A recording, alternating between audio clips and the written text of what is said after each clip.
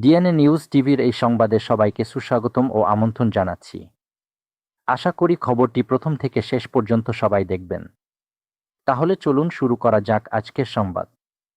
Doctor Muhammad ইউনূসের বিরুদ্ধে রাষ্ট্রদ্রোহের অভিযোগ এনে মামলা করার ঘোষণা দিয়েছেন বাংলাদেশ মুসলিম লীগের সভাপতি ও সুপ্রিম কোর্টের সিনিয়র আইনজীবী মহসিন রশিদ।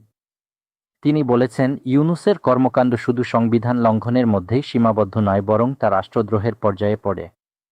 বর্তমান সরকার পদক্ষেপ না নিলে আমি নিজেই আইনগত ব্যবস্থা নেব। সোমবার ২৩ ফেব্রুয়ারি সিনিয়র সাংবাদিক মঞ্জুরুল আলম পান্নার ইউটিউব চ্যানেল মানচিত্র এ অংশ নিয়ে মহসিন রশিদ এসব কথা বলেন।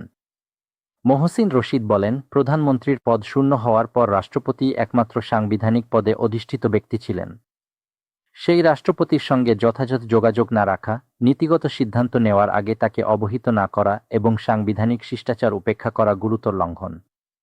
এটি শুধু সংবিধান লঙ্ঘন নয়, ইটস ট্রিজন। তিনি বলেন, রাষ্ট্রপতিকে তার সাংবিধানিক দায়িত্ব যথাযথভাবে পালন করতে দেওয়া হয়নি। তাকে ভয়ভীতি দেখিয়ে মানসিক চাপে রাখা হয়েছে এবং রাষ্ট্রপতির কাছে পাঠানো নথিতে সই করানো হয়েছে। রাষ্ট্রপতি সহযোগিতা না করলে রাষ্ট্রে অচলাবস্থা সৃষ্টি হতে পারত। রাষ্ট্রপতি রাষ্ট্রের প্রতীক, তাকে যথাযথ সম্মান না দেখানো রাষ্ট্রের মর্যাদা ক্ষুণ্ণ করার শামিল। মহসিন রশিদ বলেন, একজন সাবেক উপদেষ্টা রাষ্ট্রপতিকে চোর বলেছিলেন, যার হাতে শপথ নিয়েছেন তাকেই চোর আখ্যা দেওয়া হয়েছে। তিনি দাবি করেন, প্রেস উইং অপসারণ, বঙ্গভবন ঘেরাও এবং রাষ্ট্রপতিকে অপসারণের চেষ্টা এসব ছিল রাষ্ট্রীয় শিষ্টাচার বিরোধী কর্মকাণ্ড। এসব ঘটনার সঙ্গে ইউনূসের সম্পৃক্ততা বা নীরব সমর্থন ছিল কিনা তা খতিয়ে দেখতে তদন্ত কমিটি বা কমিশন গঠন করা উচিত। ইউনূসের নেতৃত্বাধীন উপদেষ্টা পরিষদের কয়েকজন সদস্যের বিরুদ্ধেও তদন্ত দাবি করেন মহসিন রশিদ। তিনি বলেন, রাষ্ট্র কোনো খেলার বিষয় নয়, রাষ্ট্রের ক্ষতি হয়েছে কি না তা নিরপেক্ষভাবে অনুসন্ধান করা দরকার। সংবিধানের ২০ অনুচ্ছেদ চ্যালেঞ্জ করার প্রসঙ্গ তুলে তিনি জানান, এ বিষয়ে তিনি আদালতে গিয়েছেন এবং রায়ের সার্টিফাইড কপির জন্য আবেদন করেছেন। রায় হাতে পেলে তিনি রিভিউ করবেন।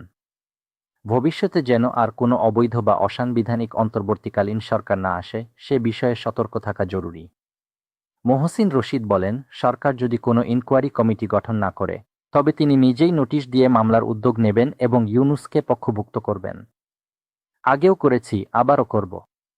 সংবাদটি শেষ পর্যন্ত দেখার জন্য আপনাকে অসংখ্য ধন্যবাদ। আশা করি ভিডিওটি লাইক করবেন, কমেন্টে আপনার ভালো মন্দ জানাতে পারেন, শেয়ার করে অন্যান্য বন্ধুদের কাছে ভিডিওটি পৌঁছে দিতে পারেন, যাতে সেও এই সংবাদটি শুনতেও দেখতে পারে। পরবর্তীতে আরও সুন্দর ভিডিও নিয়ে আপনাদের সামনে উপস্থিত হচ্ছি। সবাই ভালো থাকবেন। ধন্যবাদ সকলকে।